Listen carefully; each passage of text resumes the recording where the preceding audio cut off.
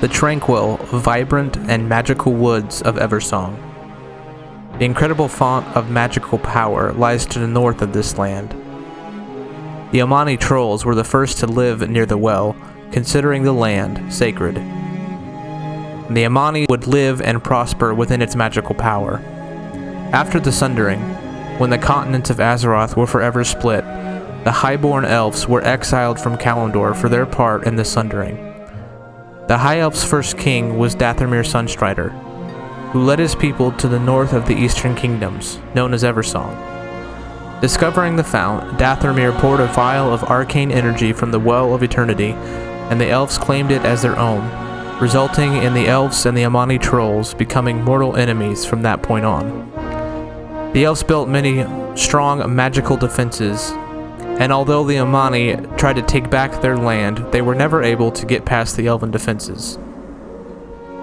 When the Second War brought the War of Orcs and Humans to Lordaeron, Zul Jin, leader of the Omani, united the Omani and the Orcs in hopes of taking back their homeland. Yet even the combined forces of the Horde proved ineffective against the defenses of the Elves. The High Elves built the great city of Silvermoon. Together with their mana crystals and unique infrastructure, Eversong eventually became known as Quel'thalas. After the fall of Lordaeron in the Third War, Arthas turned his attention to the elven lands of Quel'thalas. Arthas needed the magical powers of the Sunwell to resurrect the necromancer Kel'Thuzad. When Arthas arrived in the elf lands, he was met with resistance from the Ranger General Sylvanas Windrunner. The elves enchanted runestones that protected their lands to defend against the scourge, but the elves were betrayed by one of their own, Drakthir, who informed Arthas on how to get past the defenses. Before the gates of Silvermoon, Sylvanas made her last stand, but was ultimately killed by Arthas and raised to be the Banshee Queen. Before Arthas reached the Sunwell, Dathomir Sunstrider violently fought the Death Knight, but was killed in the process. Despite the elves' best efforts to defend their land, Quel'thalas would fall to the scourge, resulting in the destruction of the Sunwell. Later, Kael'thas Sunstrider would lead his people after the events of the Sunwell. The elves would discover their dependence on the Sunwell would now lead them to a magical addiction. Here, the High Elves would be known as Blood Elves, named in honor of what they had lost. A new recruit is sent to report to Magistrix Arona on the Sunstrider Isle, named after their first king.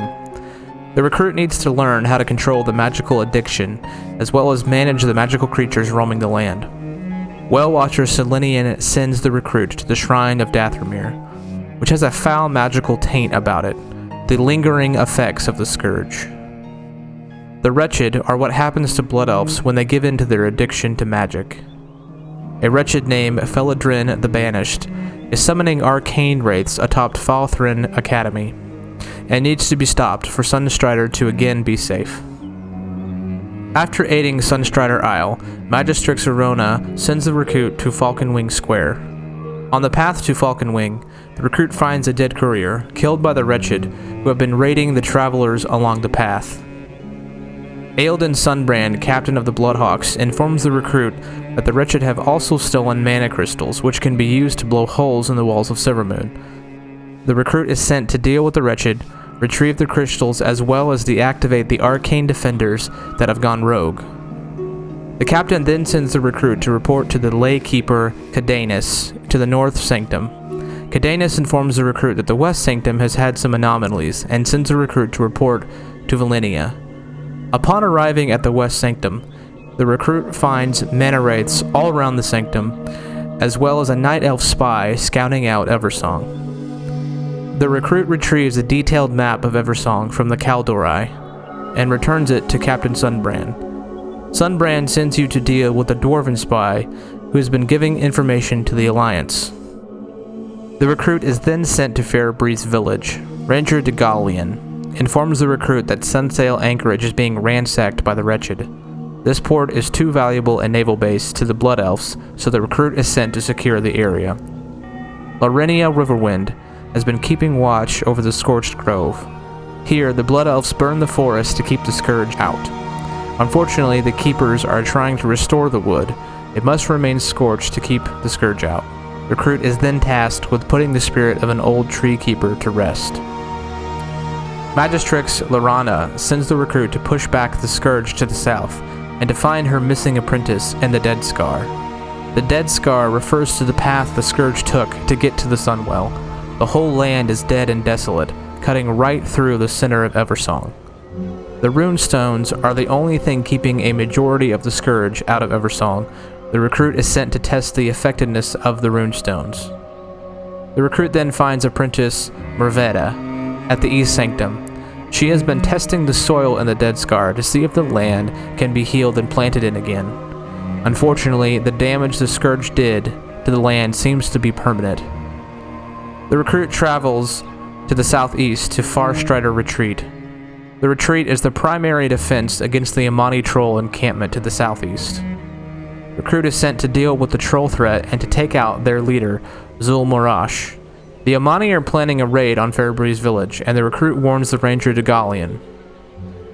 Duskwither grounds had to be evacuated due to the power crystals attracting the local beast and wretched.